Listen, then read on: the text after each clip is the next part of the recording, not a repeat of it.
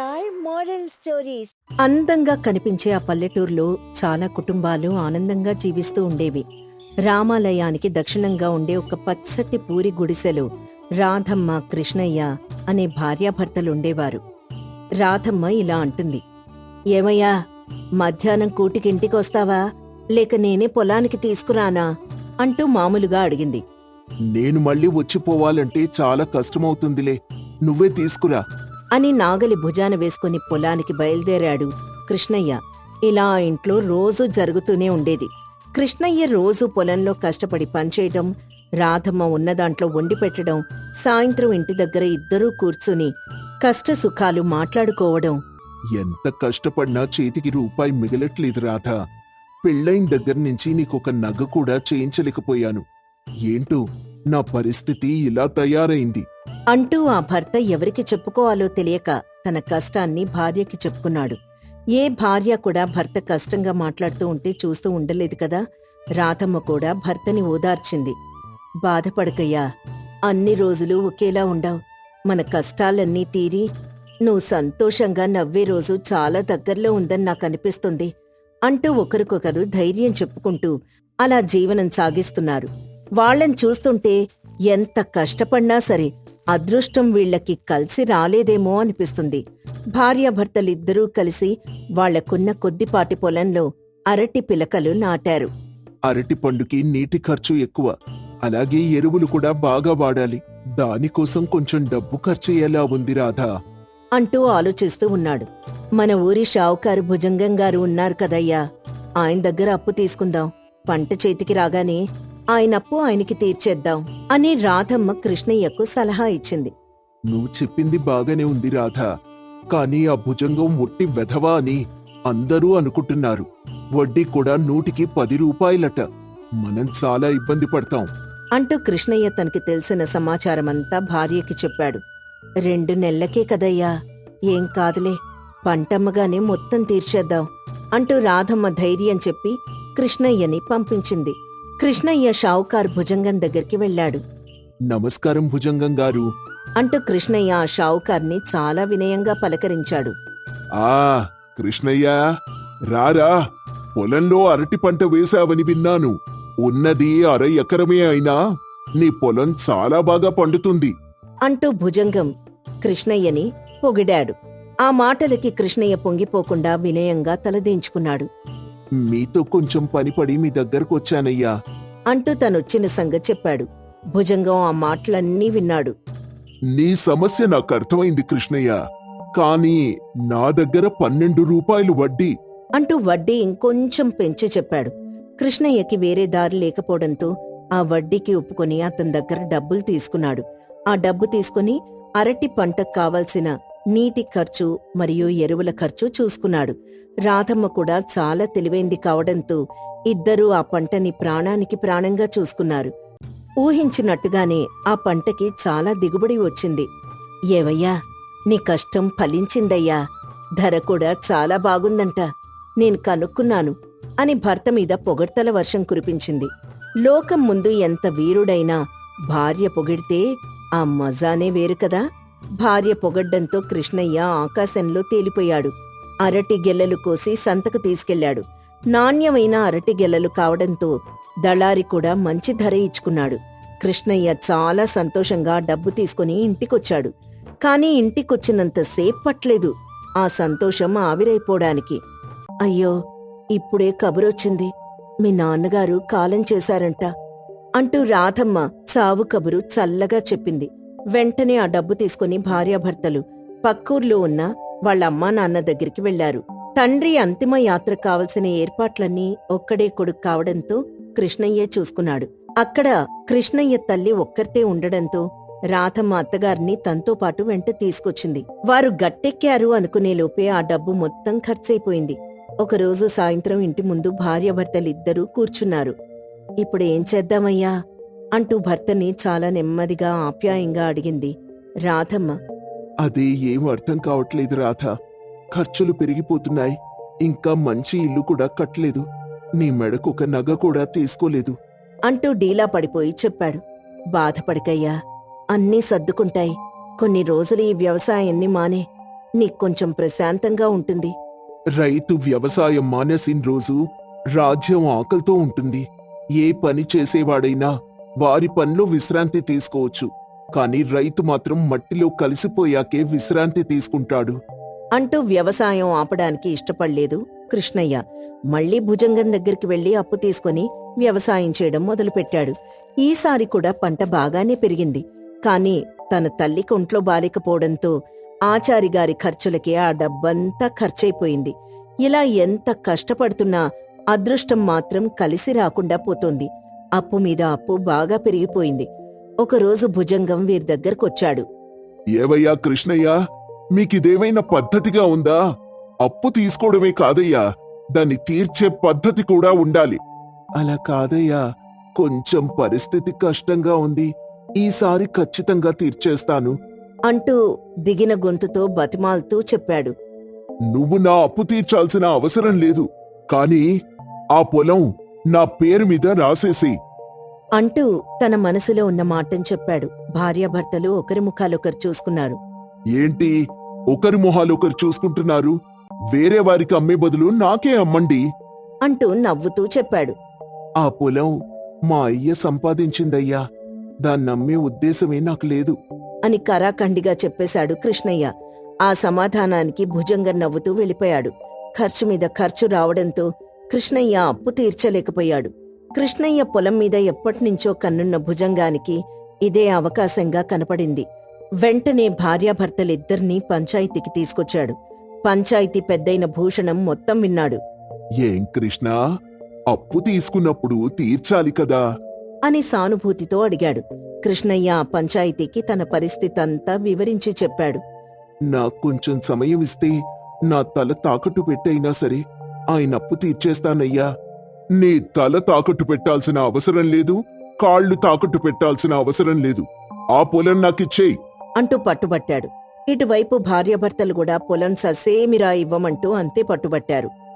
ఎవరో ఒకరు తగ్గకపోతే మేం మాత్రం ఏం చేయాలి? ఇక మీకు ఆ దేవుడే సమాధానం చెప్పాలి అంటూ ఓపిక నశించిన భూషణం వారిద్దరికీ చెప్పాడు. మీరు దేవుడు అన్నారు కాబట్టి నా దగ్గర ఒక ఉపాయం ఉంది.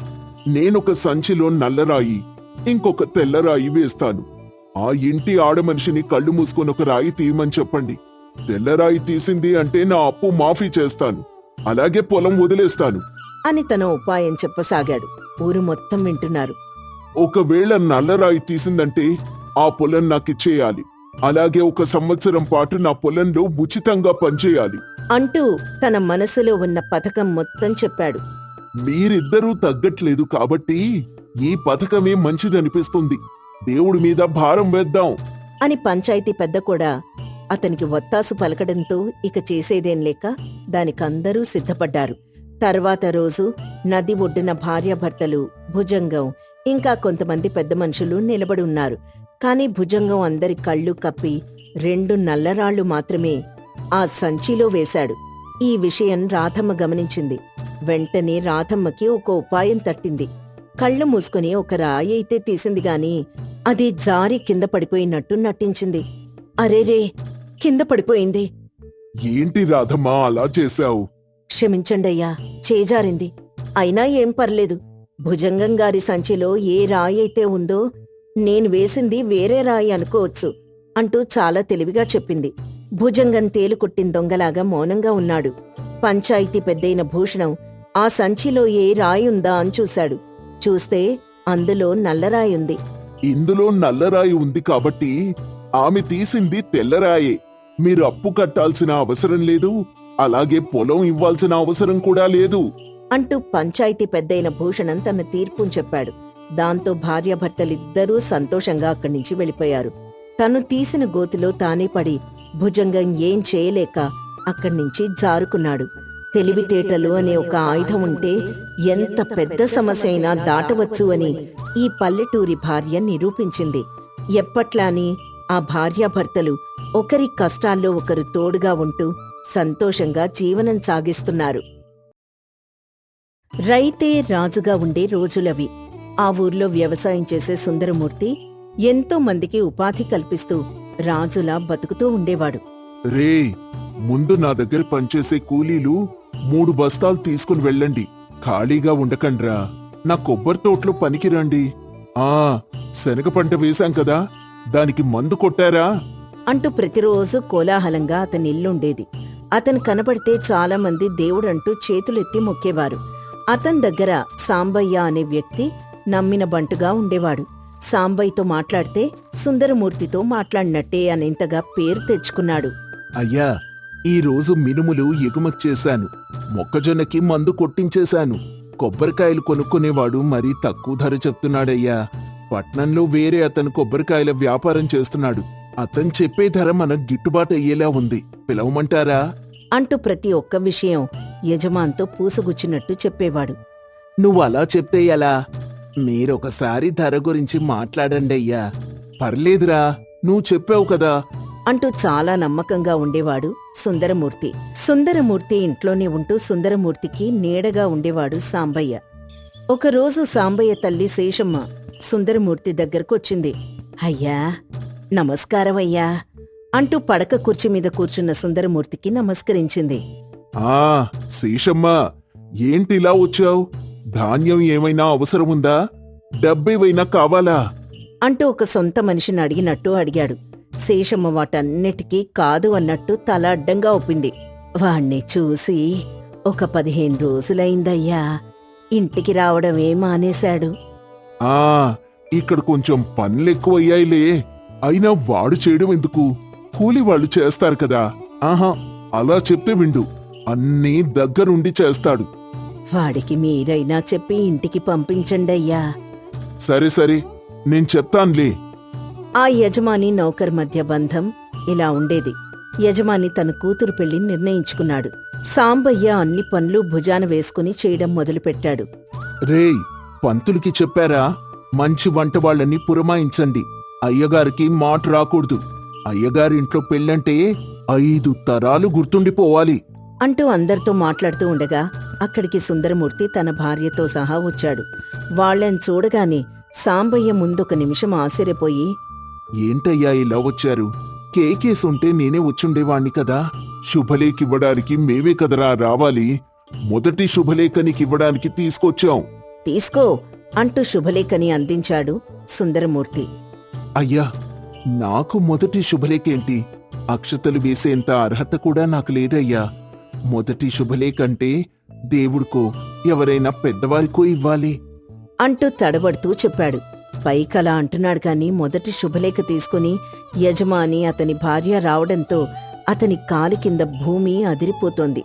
చూడు సాంబయ్య, మంచి మనసున్నవారు ఎవరైనా పెద్ద మనుషులేరా? కలలో కూడా నా కీడు కోరని నీకంటే నాకెవరు ఆప్తులుంటారు చెప్పు?